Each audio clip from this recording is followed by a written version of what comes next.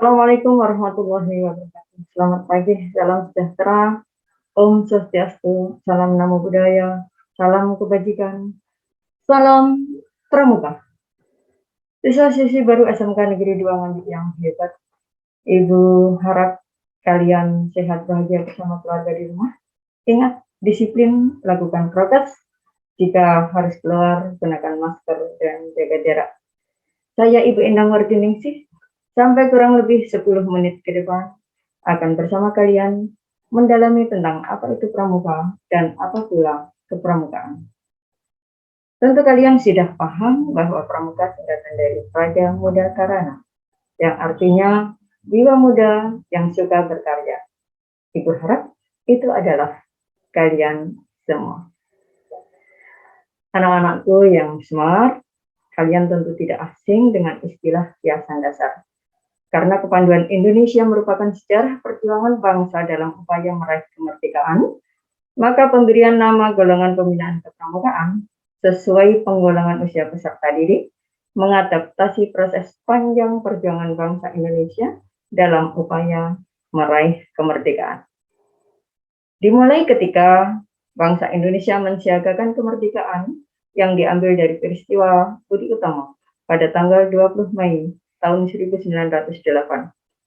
Masa mensiagakan kemerdekaan bangsa itu menjadi kiasan dasar pembinaan golongan siaga, yaitu peserta didik usia 7 sampai 10 tahun. Kemudian, bangsa Indonesia menggalang persatuan untuk kemerdekaan yang ditandai dari peristiwa Sumpah Pemuda pada tanggal 28 Oktober tahun 1928. Masa keberhasilan menggalang persatuan bangsa menjadi kiasan dasar pembinaan golongan penggalang, yaitu peserta didik usia 11 sampai 15 tahun. Setelah berhasil menggalang persatuan, maka bangsa Indonesia telah siap untuk menegakkan kemerdekaan yang ditandai peristiwa proklamasi kemerdekaan Republik Indonesia pada tanggal 17 Agustus tahun 1945. Dan masa kesiapan menegakkan kemerdekaan ini digunakan sebagai kiasan dasar pembinaan golongan pramuka penegak, yaitu peserta didik usia 16 sampai 20 tahun.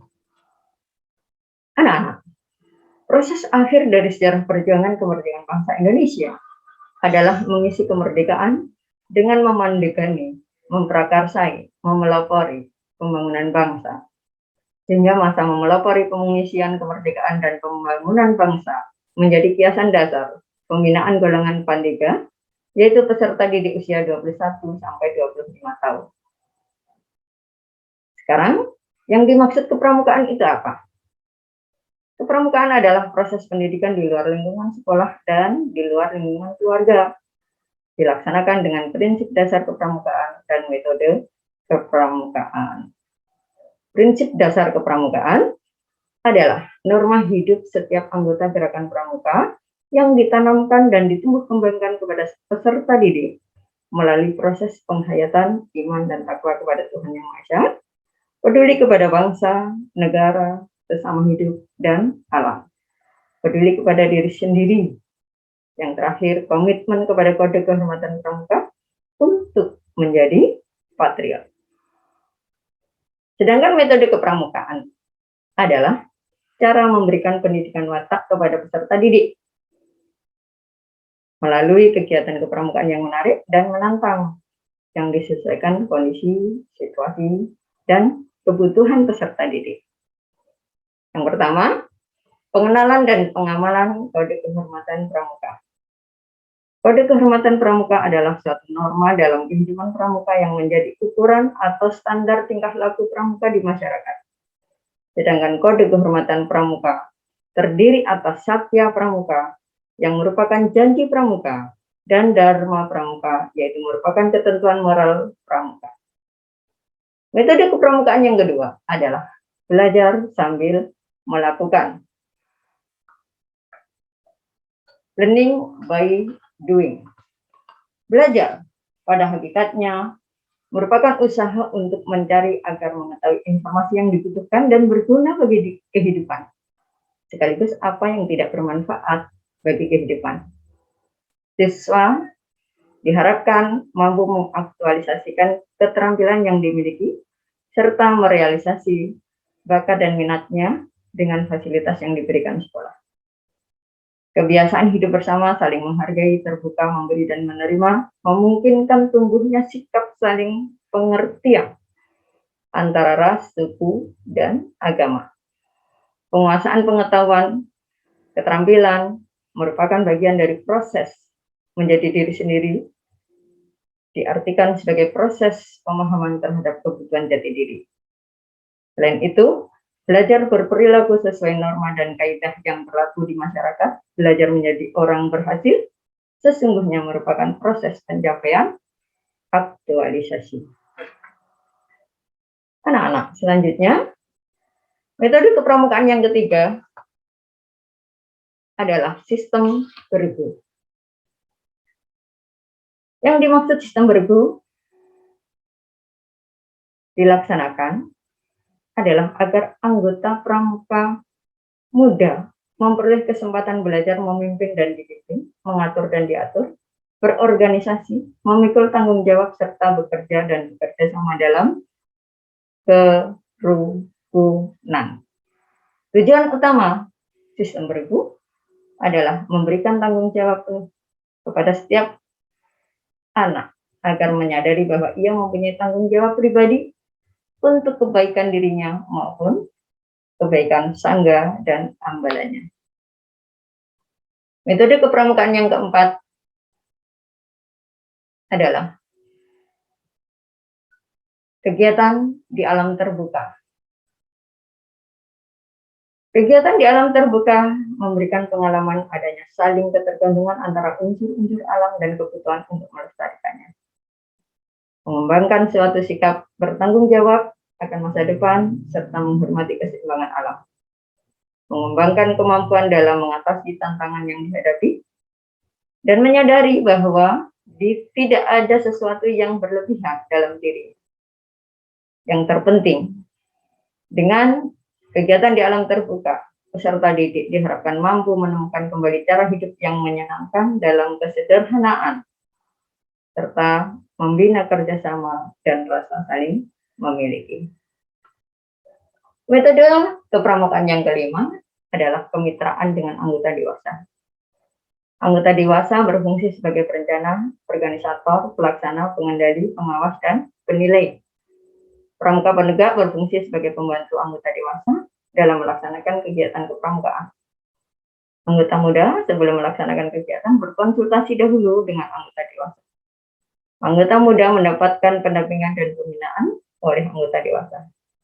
Anggota dewasa bertanggung jawab atas pelaksanaan kegiatan kepramukaan anggota muda. Metode kepramukaan yang keenam adalah sistem tanda kecakapan. Sistem tanda kecakapan bertujuan untuk mendorong dan merangsang para pramuka supaya selalu berusaha memperoleh kecakapan dan keterampilan. Tanda kecakapan adalah tanda yang menunjukkan kecakapan dan keterampilan tertentu yang dimiliki seorang peserta didik. Tanda kecakapan umum, tanda kecakapan khusus, dan tanda pramuka Garuda diberikan setelah menyelesaikan ujian-ujian. Syarat kecakapan umum, syarat kecakapan khusus, dan syarat pramuka Garuda. Metode kepramukaan yang ketujuh adalah sistem satuan terpisah. Dengan sistem satuan terpisah, diharapkan memudahkan proses pembinaan dalam penanaman jati diri maupun adanya keleluasaan berkreasi. Jika kegiatan diselenggarakan dalam bentuk perkemahan, pembina harus menjamin dan menjaga agar tempat perkemahan putra dan putri terpisah. Metode kepramukaan yang kedelapan adalah hiasan dasar. Hiasan dasar adalah ungkapan yang digunakan secara simbolik dalam penyelenggaraan kegiatan kepramukaan. Gunanya untuk mengembangkan imajinasi sesuai dengan usia perkembangan peserta didik. Dengan hiasan dasar, kegiatan jadi lebih menarik dan memperkuat motivasi serta mempercepat penguatan 5 ranah kecerdasan, terutama kecerdasan emosional. Bagaimana dengan sejarah gerakan pramuka?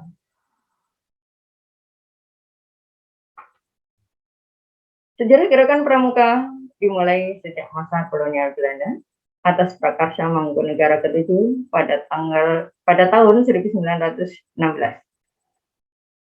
Di Surakarta didirikan sebuah organisasi bernama Javasche Pathfinders Organisasi.